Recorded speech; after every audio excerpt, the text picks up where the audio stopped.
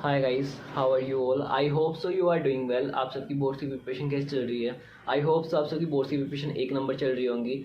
आप सब ने मेरे जो चैनल था उस पर एक वीडियो देखी होगी 100/100 की हम कैसे एग्ज़ाम टाइम पर 100/100 स्कोर कर सकते हैं हमारे बोर्ड्स एग्जाम में। और जो कि अकाउंट्स, इकोनॉमिक्स, बीएसटी जो इकोनॉमिक्स की कोर सब्जेक्ट है उनके अंदर अपन कैसे 100/100 स्कोर कर सकते हैं बोर्ड्स एग्जाम में। तो मैंने उसमें ड्यूरिंग द ईयर आप किस तरीके से खुद की स्ट्रेटेजी रख सकते हो, किस तरीके से आप स्टडी करके आप 100/100 स्कोर कर सकते हो, या क्या पॉइंट्स आपको ध्यान रखने हैं आपके जो बोर्ड्स की प्रिपरेशन आप करते रहोगे उसके अंदर, तो वो सारे मैंने आपको डिस्कस करे थे। तो मैंने उस टाइम पर ये भी बोला था कि एग्जाम ओरिएंटेड भी एक 100/100 स्ट्रेटेजी वीडियो आएगी, उसी वीडियो का एक सेकंड वर्जन मान लो, ठीक है, जो कि कम्प्लीटली एग्जाम ओरिएंटेड होगी। तो एग्जाम ओरिएंटेड के अंदर आपको प्रॉपर चीज़ें जो एग्जाम ओरिएंटेड बताई जाएगी, जो आपके कंप्लीट एग्जाम से रिलेटेड करेगी, जो बोर्ड एग्जाम जो आपके पास होने वाले, ज़्यादा टाइम नहीं बचा, तो आपके पास में जो भी टाइम है उस टाइम के अंदर आप अकाउंट्स, बीएसटी, इकोनॉमिक्स में ये स्ट्रेटेजी फॉलो करके आप जो बोर्ड के एग्जाम है आपके, वहाँ पर आप 100/100 स्कोर कर सकते हो। तो फाइनली ये वीडियो आज बन गई और आप सबके सामने है। तो इसके अंदर अपन स्टार्ट करते हैं अकाउंटेंसी से। तो अकाउंटेंसी में अपने को क्या पॉइंट्स ध्यान रखने हैं? तो देखो, पहला पॉइंट तो ये है कि आपको फॉर्मेट्स लर्न होने चाहिए। फॉर्मेट मोस्ट इंपॉर्टेंट है कि आपको जैसे कि एग्जाम्पल के लिए मैं बताऊँ, रिवैल्यूएशन अकाउंट आना चाहिए, पार्टनर्स कैपिटल अकाउंट आना चाहिए, आपको डिजोल्यूशन अकाउंट होना चाहिए। जैसे कि करंट लाइबिलिटी कम हो रही है तो रिवैल्यूएशन अकाउंट में किधर जाएगी, ठीक है, पेटेंट्स का क्या ट्रीटमेंट होगा डिजोल्यूशन अकाउंट के अंदर। तो इस तरीके से आपका ना हर एक फॉर्मेट है, हर एक जो फॉर्मेट है किसी भी अकाउंट का, और जो भी आपको पता होना चाहिए किस तरीके से क्या फॉर्मेट होता है। तो यदि सबसे पहली बात आती है आपको फॉर्मेट याद होना चाहिए, ठीक है। सेकंड चीज आती है आपकी more and more adjustment practice, ठीक है। आपको यदि फॉर्मेट्स अच्छे से आ गए तो उसके बाद यदि आप एडजस्टमेंट की प्रैक्टिस कर लेते हो ना, तो आपको ये चीज़ आ जाएगी कि किस एडजस्टमेंट का क्या ट्रीटमेंट होगा, कौन से अकाउंट में जाएगा, कहाँ पर वो बैलेंस शीट में जाएगा, किसकी क्या एंट्री होगी। तो आपको ये चीज़ समझने के लिए आपको ज़्यादा से ज़्यादा ना एडजस्टमेंट की प्रैक्टिस करनी पड़ेगी। तो पहले तो क्या हो गया कि आपको फॉर्मेट्स याद करने हैं, उसके बाद में मोर एंड मोर प्रैक्टिस करनी है एडजस्टमेंट की। थर्ड मोस्ट इंपॉर्टेंट चीज़ आती है कि अब आप एक चीज़ कर सकते हैं, जैसे आपने कोई भी चैप्टर पढ़ा है अकाउंटेंसी के अंदर, तो आप जब सारे क्वेश्चन सोल्व करते हो ना, तो आप लास्ट में ये एनालिसिस करें कि इस चैप्टर के जो मोस्ट इंपॉर्टेंट 3 से 4 क्वेश्चन है ना, वो आप स्टार मार्क कर लीजिए। क्यों करने हैं? क्योंकि एग्जाम टाइम पर आपके पास में इतना टाइम भी नहीं बचेगा और आपकी इतने मतलब कि हो नहीं पाएगा कि आप हर एक चैप्टर के हर एक क्वेश्चन कंप्लीट कर सको, हर एक क्वेश्चन आप है ना सोल्यूशन कर सको। तो इसके लिए आप ये कर सकते हो कि अभी आप जब कोई सा भी चैप्टर पढ़ रहे हो तो उसके अंदर आप ये करो कि आप लास्ट के अंदर 3 से 4 क्वेश्चन है ना स्टार मार्क कर लो, जो कि मोस्ट इंपॉर्टेंट होते हैं। वो क्वेश्चन ऐसे होने चाहिए जो कि वो 3 से 4 क्वेश्चन पूरे चैप्टर को कवर कर लें। तो इससे क्या होगा, एग्जाम टाइम पे आप यदि वो 3 से 4 क्वेश्चन करते हो, मतलब इतना टाइम मिल जाएगा कि आप हर एक चैप्टर के 3 से 4 क्वेश्चन कर सकते हो। ऐसा नहीं हो पाएगा कि आप हर एक चैप्टर के ना हर एक क्वेश्चन कर रहे हो एग्जाम टाइम पे, वो आपके लिए मीनिंगफुल भी नहीं रहेगा। तो आप ये कर सकते हो कि एग्जाम टाइम पे आप हर एक चैप्टर के 3 से 4 क्वेश्चन कर सकते हो, जो कि कंप्लीट चैप्टर को कवर कर लेगा। इससे आपको एक बेस्ट रिवीजन हो जाएगा अकाउंटेंसी के अंदर। एग्जाम्पल के लिए मैं बताऊँ, जैसे कि आपने एक चैप्टर पढ़ा रिटायरमेंट ऑफ ए पार्टनर, ठीक है, तो रिटायरमेंट ऑफ पार्टनर के अंदर एक क्वेश्चन आता है। कौन सा क्वेश्चन? कि हमें रिटायर होने के बाद कोई पार्टनर को हमें ये करना पड़ता है कि हमारे को बैंक बैलेंस बचाना पड़ता है, जो कि बैलेंस शीट में उसके रिटायरमेंट के बाद में उसको रिप्रेजेंट करना पड़ता है कि हमें इतना बैंक बैलेंस रखना है। तो वो एक क्वेश्चन कैसा होता है कि उस एक क्वेश्चन के अंदर है ना रिवैल्यूएशन अकाउंट आ जाता है, पार्टनर्स कैपिटल आ जाता है, पार्टनर्स लोन अकाउंट भी आ जाता है, बैंक जो बैंक जो बैलेंस वाला है ये एडजस्टमेंट भी आ जाता है, बैलेंस शीट भी बन जाती है नेक्स्ट ईयर की या after retirement of A partner, ठीक है। तो ये एक क्वेश्चन ऐसा होता है जो रिटायरमेंट ऑफ पार्टनर को मोर देन 50% कवर कर देता है। तो इस तरीके के क्वेश्चन आप हर एक चैप्टर में यदि ढूंढ लेते हो, 1-2 क्वेश्चन या 3 से 4 क्वेश्चन, तो ऐसे ये क्वेश्चन क्या करेंगे जो आपको एग्जाम टाइम पर है ना बेस्ट रिवीजन का एक मेथड बन जाएंगे, ठीक है। तो आप अकाउंट्स के अंदर ये कर सकते हो। और लास्ट पॉइंट आता है कि अकाउंट्स के अंदर आपको थ्योरी पार्ट इग्नोर नहीं करना यदि आपको 100/100 चाहिए। तो और थ्योरी पार्ट आप कैसे कर सकते हो? थ्योरी पार्ट के लिए आप ये कर सकते हो, जो भी थ्योरी पार्ट वाले जो चैप्टर या टॉपिक है उनके बुक्स के पीछे में जितने भी क्वेश्चन आंसर है वो कर लो, उससे ज़्यादा कुछ नहीं करना, क्योंकि इतना ज़्यादा वेटेज नहीं है। But if you want to score 100/100 you must to do theory part of accountancy, ठीक है। जैसे कि शेयर्स के अंदर थ्योरी वाला पार्ट हो गया, डिबेंचर्स के टाइप्स कैसे हो गए, हेडिंग सब हेडिंग्स वाले भी क्वेश्चन आ जाते हैं। तो इस तरीके से आप है ना कर सकते हो कि बुक के पीछे जितने भी क्वेश्चन आंसर दे रखे हैं वो आप है ना कर सकते हो, जिससे कि आप थ्योरी पार्ट जो है आपका वो स्ट्रॉन्ग हो जाए। तो आप क्या करना है अकाउंट्स के अंदर एग्जाम ओरिएंटेड जो स्ट्रेटेजी बताई है मैंने 100/100, फर्स्ट आपको फॉर्मेट लर्न करना है, सेकंड आपको more and more adjustment practice करनी है, थर्ड आपको क्या करना है कि 3 to 4 क्वेश्चन आपको हर एक चैप्टर में है ना डिसाइड करना है कि ये मोस्ट इंपॉर्टेंट है और उनको एग्जाम टाइम पे करना है, ठीक है। थर्ड ये हो गया। नेक्स्ट आता है आपको थ्योरी पार्ट है ना इग्नोर नहीं करना है, थ्योरी पार्ट को करना ही है आपको, ठीक है। तो आप कैसे कर सकते हो, मैंने बता दिया कि बुक्स के पीछे क्वेश्चन आंसर दे रखे हैं, वहाँ से आप कवर कर सकते हो। इन चारों पॉइंट से आप ना अकाउंटेंसी के अंदर 100 स्कोर कर सकते हो यदि आप ऑनेस्ट प्रिपरेशन कर रहे हो खुद की, ठीक है।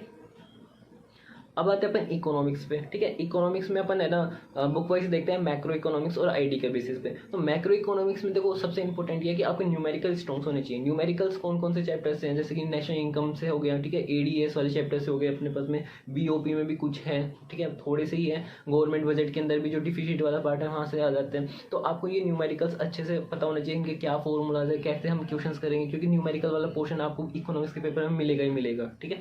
तो आपको न्यूमेरिकल पार्ट अच्छे रखने हैं। सेकंड, आपको कंसेप्ट स्टोर रखना है, कंसेप्ट अंडरस्टैंडिंग आपकी बहुत अच्छी होनी चाहिए, क्योंकि इकोनॉमिक्स का जो पेपर आता है ना वो पूरा कंसेप्चुअल बेस आता है, ठीक है। आपको पता होना चाहिए कि डेप्रिसिएशन के लिए हमें डेप्रिसिएशन रिजर्व फंड बनाना पड़ता है, कौन नॉर्मल रेसिडेंट है, कौन नहीं है, कौन सा आइटम स्टॉक है, कौन सा फ्लो है, ठीक है, स्पॉट मार्केट क्या होता है, ठीक है। ये सारी चीज़ आपको है ना कंसेप्ट मैक्रो इकोनॉमिक्स का आपको A1 रखना है, ठीक है। आपको सिर्फ ये 2 ही चीज़ करनी है मैक्रो इकोनॉमिक्स में, ज़्यादा नहीं करना, ज़्यादा आपको पजल्ड नहीं होना, ठीक है। इंडियन अब अपन देखते हैं इंडियन इकोनॉमिक्स में अपन कैसे फुल मार्क्स स्कोर कर सकते हैं। तो फर्स्ट तो ये चीज़ हो गई कि इसके अंदर ना आपको फ्लो पकड़ना पड़ेगा। अब आप बोलोगे फ्लो कैसे पकड़े, जब भी आप एक चैप्टर पढ़ोगे ना तो आपको एक फ्लो दिखेगा, और यदि आपने फ्लो पकड़ लिया ना तो डेफिनेटली आपके ना कंसेप्ट क्लियर हो जाएंगे इंडियन इकोनॉमिक्स से। जैसे कि चैप्टर 1 पढ़ोगे तो चैप्टर 1 में बता रखा है कि हमारे ना इंडिपेंडेंस के टाइम पर ये सेक्टर्स की इकोनॉमिक कंडीशन क्या थी। चैप्टर 2 में इंडिपेंडेंस के बाद में 5 ईयर प्लान आया, फिर कैसे उन्होंने ग्रोथ करी, फिर 1950 में प्लानिंग कमीशन आया, जहाँ से 5 ईयर प्लान स्टार्ट हो। उसके बाद थर्ड चैप्टर में आप क्या पढ़ोगे, 1950 से लेकर 1990 तक क्या सिचुएशन थी हमारे तीनों सेक्टर की, एग्रीकल्चर, ट्रेड और इंडस्ट्री की। उसके बाद में आप ये पढ़ोगे 1991 में ना इन सारी में जो भी प्रॉब्लम्स है इनको रिसोल्व करने के लिए न्यू इकोनॉमिक पॉलिसी है जिसके अंदर एनईपी है। तो इस तरीके से यदि आपने एक बार फ्लो पकड़ लिया ना तो उसके बाद में क्या होगा, आपका हर एक चैप्टर में ना आपको एक रिदम आ जाएगी कि आपको कैसे है ना कि कौन सी चीज़ कैसे रिलेट करनी है। और यदि आपको ये रिलेट करना आ गया तो आप फ्लो पकड़ दोगे, फ्लो पकड़ जाओगे ना तो इन चैप्टर्स का जो कंसेप्ट है, ये जो चैप्टर कहना चाहते हैं ना बेसिकली, वो आपको समझ में आ जाएगा। तो इंडियन इकोनॉमिक्स में आपको फ्लो पकड़ना है, ठीक है। सेकंड चीज़ हो गई कि आपको है ना इंडियन इकोनॉमिक्स के अंदर बहुत सारे फैक्ट्स दे रखे हैं, 1000 ऑफ फैक्ट्स दे रखे हैं। आपको हर एक फैक्ट नहीं करना, बट आप फैक्ट्स को इग्नोर नहीं कर सकते। जितने भी मोस्ट इंपोर्टेंट डेट्स है, जितने भी मोस्ट इंपोर्टेंट फैक्ट दे रखे, जो भी मोस्ट इंपोर्टेंट डेटा है आपको इग्नोर नहीं करने।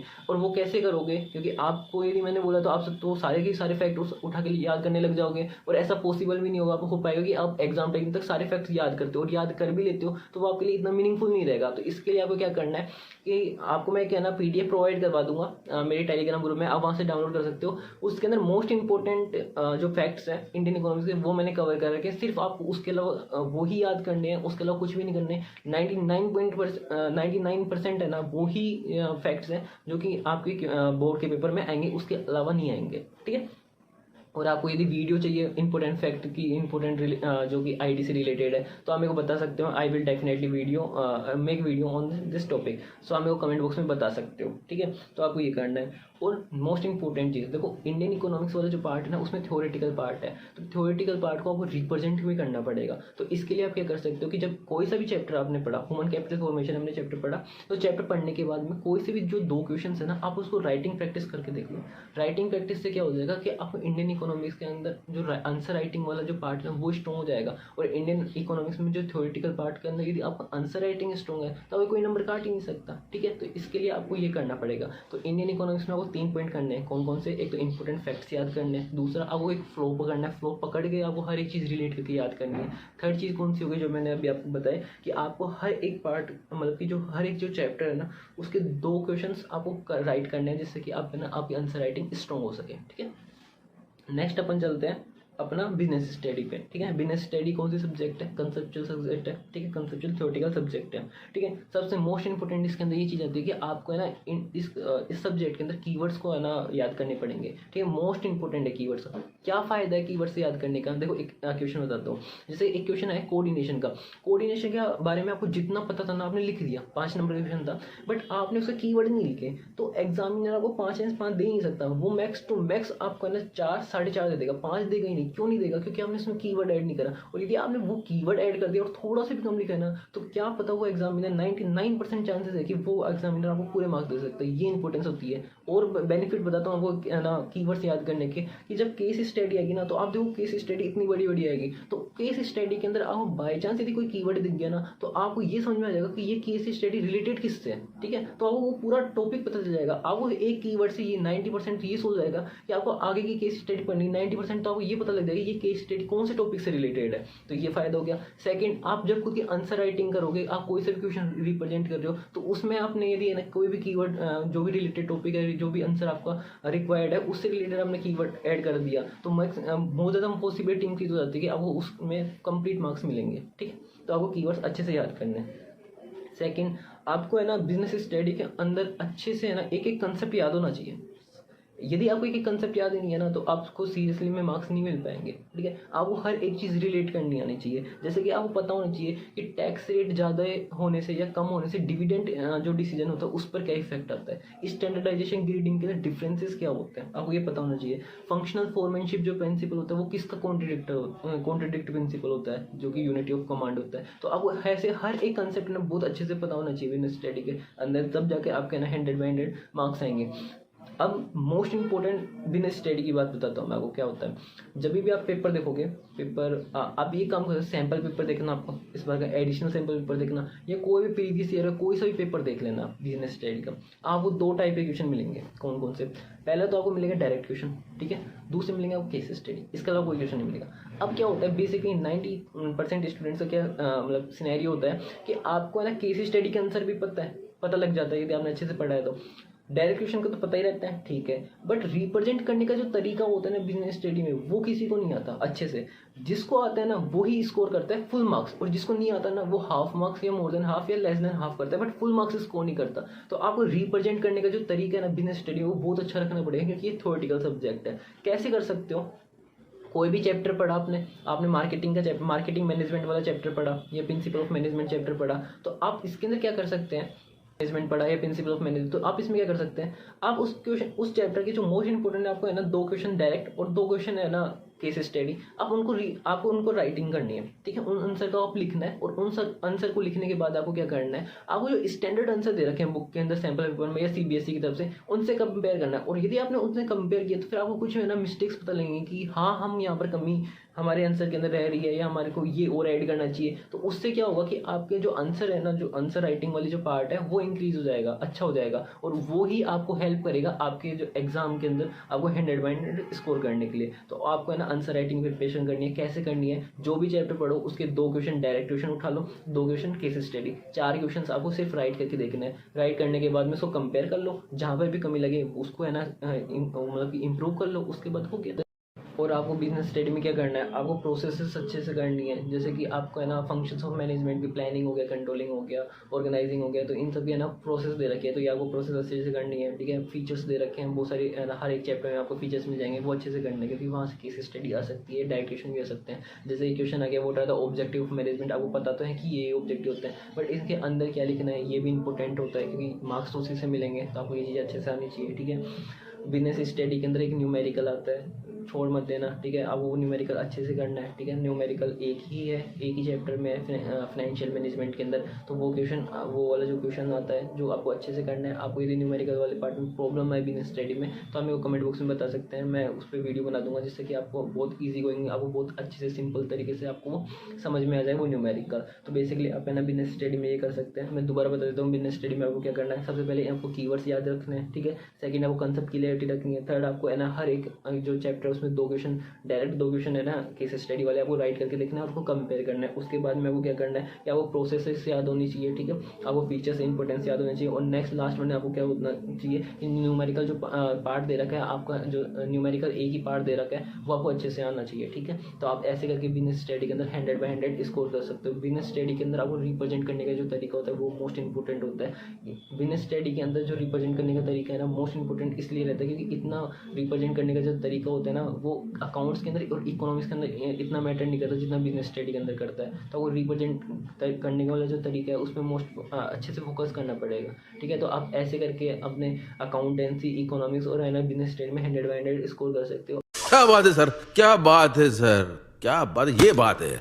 अरे सर क्या बात। आपको किसी भी टॉपिक से रिलेटेड, किसी भी सब्जेक्ट से रिलेटेड, या आपको कहाँ पर भी है ना कोई वीडियो चाहिए हो आप किसी भी टॉपिक से रिगार्डिंग, तो आप मेरे कमेंट बॉक्स में बता सकते हो। I will definitely make a video on this topic. तो इस पॉइंट में जितने भी टॉपिक जो भी मैंने पॉइंट्स बताए वो कंप्लीट एग्जाम ओरिएंटेड बताएं, जो कि आपके एग्जाम्स के अंदर हेल्प कर सकते हैं और जिससे कि आप 100 स्कोर कर सकते हैं। Thank you.